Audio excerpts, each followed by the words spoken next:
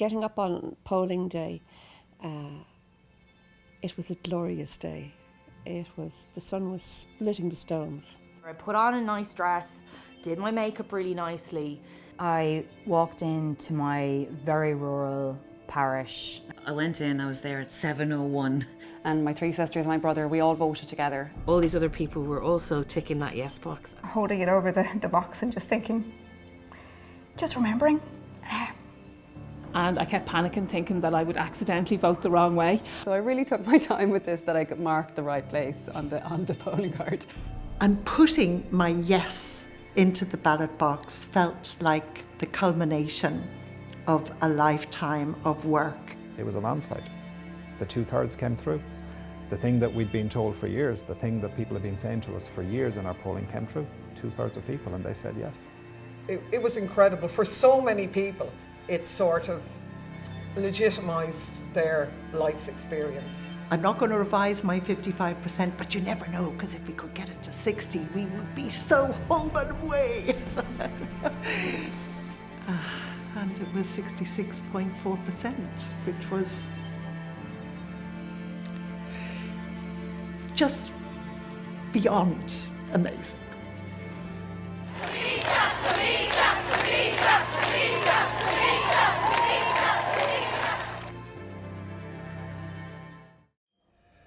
I think other countries should look at Ireland and not think, oh, this was a revolutionary wave that came from nowhere. It came from the back of decades of struggle. When I think back to 1983, it's mercifully long ago, because I don't think we do want to remember the bitterness and the divisiveness and the awful sense of contentiousness, this real polarization. As soon as you put your foot outside the door as an anti-amendment person, that you are likely to get targeted.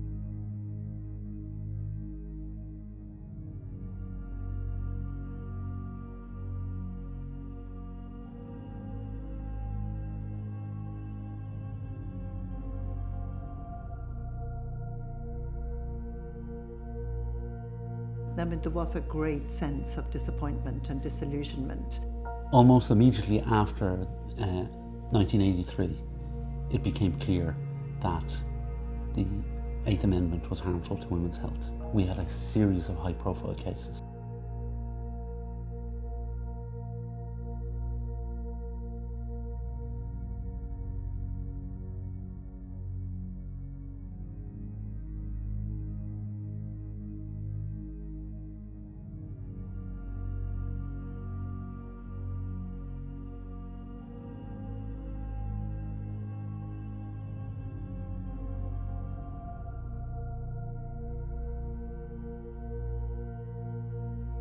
But behind all these cases, there were thousands and thousands of other women who were denied good health care and had their human rights violated.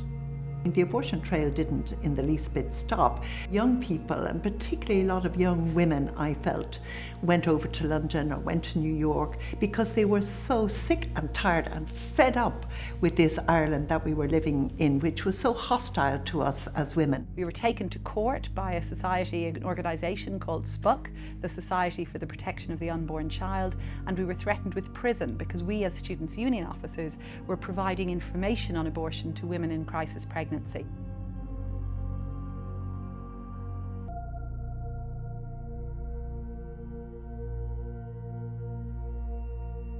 I think the tragic circumstances of the X case definitely motivated people to get up off their armchairs and to go out on the streets, and the mood was quite tense at that time. I do remember the protest being quite vicious. We did try very hard to keep pushing, but of course so did the government, and we had yet another referendum. Went back to the people in 2002, and actually the people basically said, look, we're not interested in this, very poor turnout, didn't want to take suicide out again.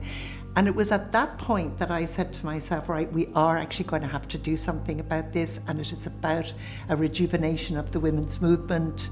We saw an opportunity around the 20th anniversary of the X case to push the issue of abortion onto the political agenda in a proactive way, which hadn't really been done before. We tabled legislation to allow for abortion where a woman's life was in danger. After the bill was defeated, the abortion rights campaign then became established, and we had the first March for Choice. Very, very good turnout, a couple of thousand, but the mood and the types of people on it was much bolder and unapologetic than before. And then sadly, Savita died 2 months later.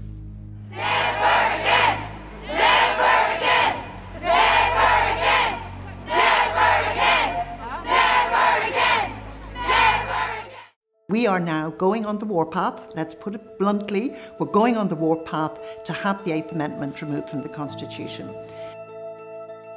Amnesty International at the global level adopted policy on abortion, access and human rights for the first time back in 2007.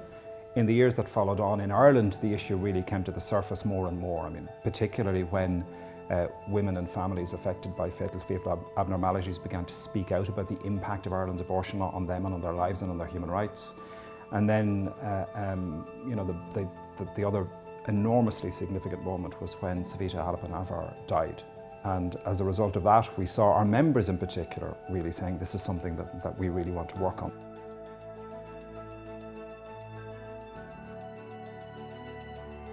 Like if you have been raped or have any health complications in Ireland in 2013, 14 and since 1983, you couldn't do anything about that and you had to take a risk with your health and potentially your life. These are key foundational human rights issues, and for a human rights organisation we had to call for change because it was really impacting on women's lives and health. Following on from our membership vote in 2013, the global movement picked a campaign, a global campaign to work on called My Body, My Rights, and that campaign looked to end the criminalisation of sexual and reproductive rights, including abortion. Outside Irish embassies in many countries around the world, Amnesty members are holding vigils calling for Ireland to repeal the 8th Amendment and change its abortion laws. Right around the world today that's happening.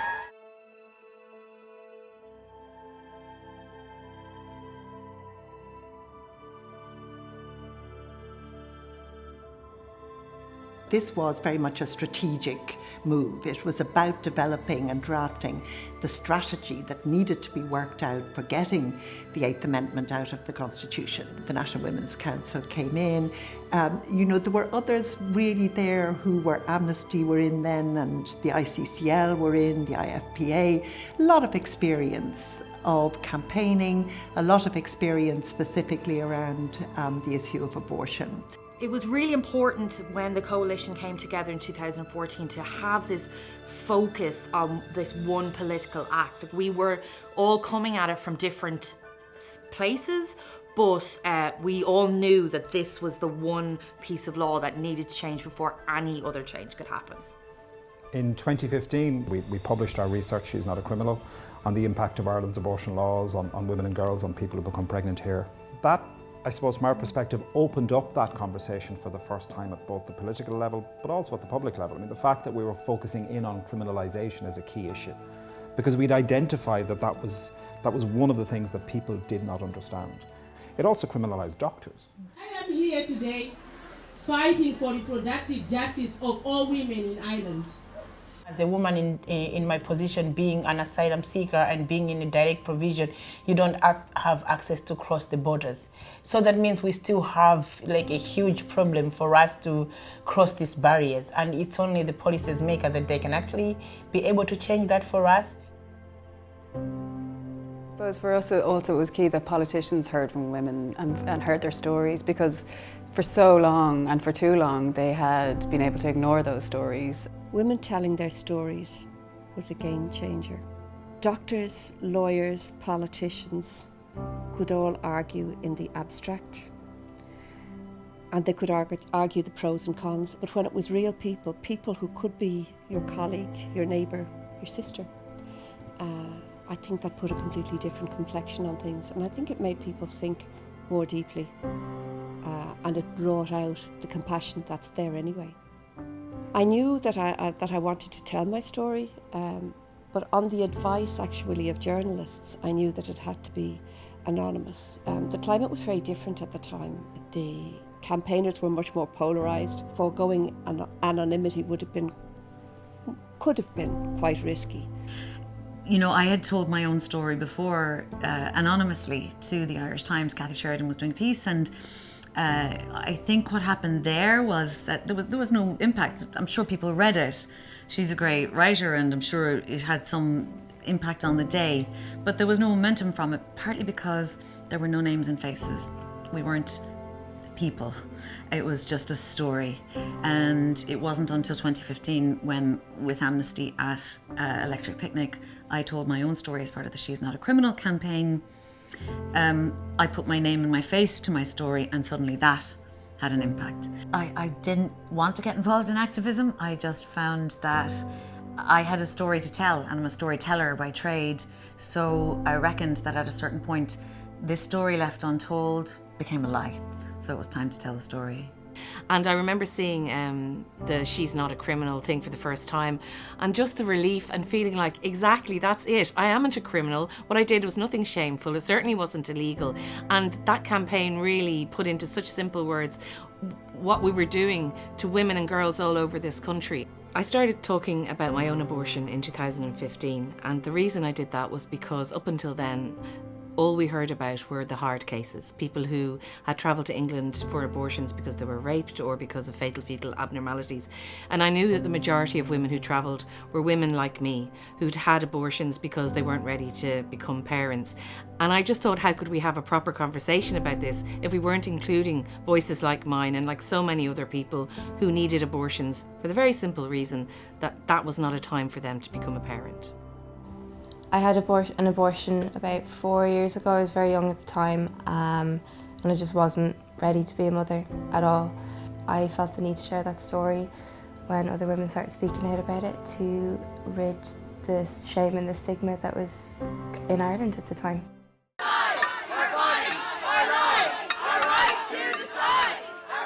One of the most important things that we did in hindsight was do some really solid research on public opinion, on public views on abortion. And when we did that first in 2015, frankly, to our surprise, we found out that public opinion was much further on than most people believed.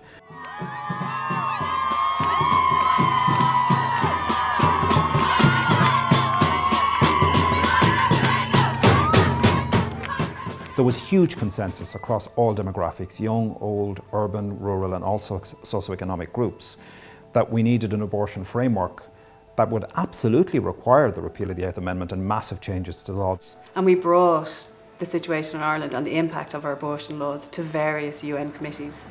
Institutions found that Ireland violated women's human rights. So we had this massive international pressure coming from key human rights bodies saying, Ireland, change your law and do it now because what you're doing is hurting and harming women's human rights. So we went from, in 2015, we ended 2015 with 7 regional groups and we started 2016 with 17. Like, people just were like, this is it, beginning of the year, 2016, this is the year. And we also had a general election in 2016. We knew that because, I mean, Ireland is so small, it is so important to have that on the door stuff. Politicians really value it. The issue of the 8th Amendment was coming up. It had come up in the 2014 local elections, but there was definitely a realisation on the part of the electorate that this Dáil elected in 2016 was going to be dealing with this issue. And I always felt that this really, it wasn't an urban-rural issue. For me, it was a women's issue, it was a constitutional issue, and it was an issue that our Oireachtas had failed to deal with. By the time then we got to the general election in 2016, the campaign, and I don't just mean our campaign, I mean the campaign across civil society, the Coalition to Repeal the 8th and others, had made this a general election issue. The vehicle of a citizens' assembly that had worked so well for the marriage equality referendum in 2015 could also be an opportunity and a mechanism for the Irish people to hear the stories of the women who have been impacted by in my view, the harm and the isolation of the 8th Amendment. For us, we really wanted to highlight the violations of our law, firstly. So the violations of the right to the highest standard of health, physical and mental, that our laws inflicted cruel, inhumane and degrading treatment on women and pregnant people, and that the really, I suppose for us was key as well to show who the law left behind, because what we saw in Ireland is that women who could afford to travel, travelled, but those marginalised, those without migrant status and certain migrant status couldn't travel. To hear that after sitting around for how many weeks it was, these 99 people who weren't campaigners, who had no other real vested interest, who were probably turning up at this thing going, bloody hell, I have to do this, but they listened and they took it all on. And the result of that was that they thought, yes, you need to expand access to abortion. It gave a sense of possibility. If these 99 people who were supposed to represent all of us had come to that conclusion, then surely that's what other people would do. The recommendations of that Citizens' Assembly were eventually presented to an Oireachtas committee, where we saw some members of the different parties change their mind in light of this, again, primarily the stories and the testimonies of the women.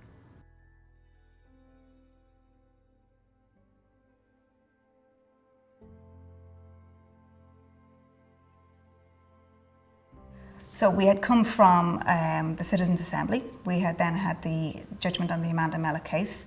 And Amanda, of course, was one of the founding members of TFMR. And then we had the judgment which found that her human rights had been violated, basically, that she'd received inhumane and degrading treatment.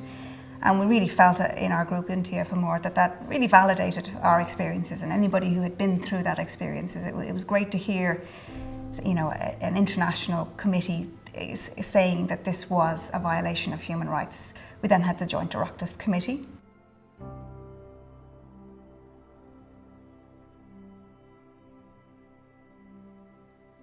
They were hearing the stories from women, they were hearing the evidence from medical experts, they were hearing the human rights angle.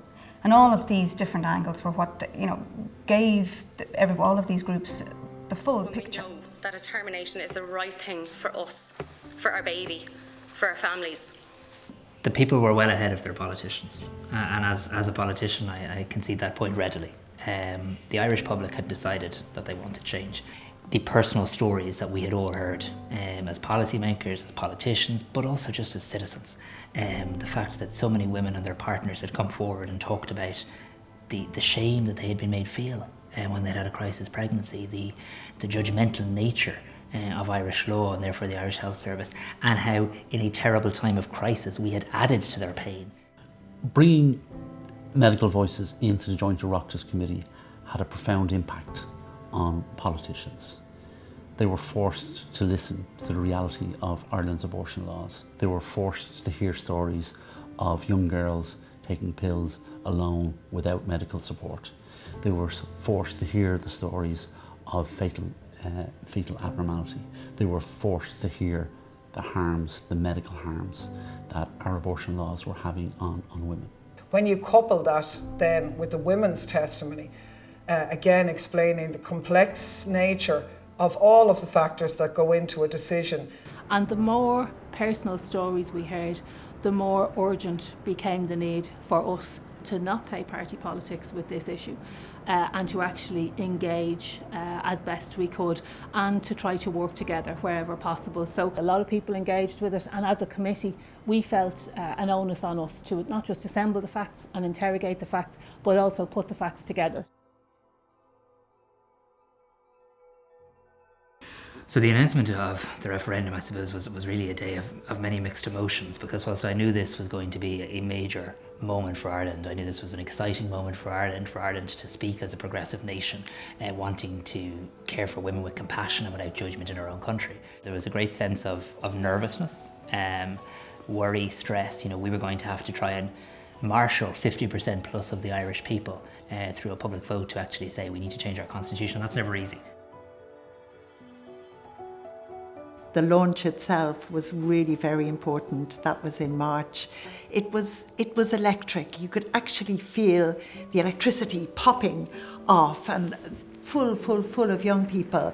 And they were just absolutely raring to go. They just wanted to get out there and canvass. We set up a bank account and there was, quite honestly, nothing in it. Our target maybe for the week was 50,000, and by lunchtime we were at 50,000.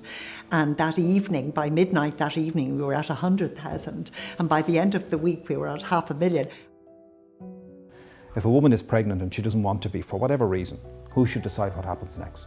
So we launched the It's Time to Talk campaign, asking people to have those conversations with each other on an everyday basis. If change becomes possible in a country like Ireland, what does that say to women and girls campaigning in El Salvador, in Poland, in other countries across the world? So we knew we had to get this right here. I mean, we believed that we could, and we knew we had to. I knew we had the weight of the country on our shoulders. I knew we had the weight of the world on our shoulders. It was an intergenerational dialogue and conversation between young people and older people. I actually canvassed with my 85-year-old granny, And, you know, that was a moment that I'm never going to forget. You know, people wanted to engage, people wanted a way to be involved. It was extraordinary. And when we knock on the doors, the majority of people were saying, yeah, yeah, yeah.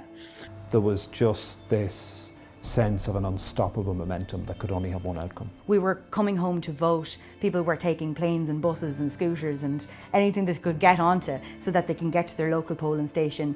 Got 3 badges, give me more badges, give me another flag, give me a hat. Yeah, grand. And not even stopping, they were running so fast. And wearing this stuff all the time. It was the only time it was okay to turn up in the same outfit as somebody else. Like, actually in queues from like 7 a.m. in the morning around the country. It was just like, it's coming to an end, it could possibly be over, you know. As the day wore on, the feeling that it was going to pass was building and building and building. And the count centre, just to see the amount of yes boxes. And it was Kitty on the phone and she just said, Roisin, it's a landslide. It was like a boulder being removed off our backs. Hard to imagine not having to have this struggle.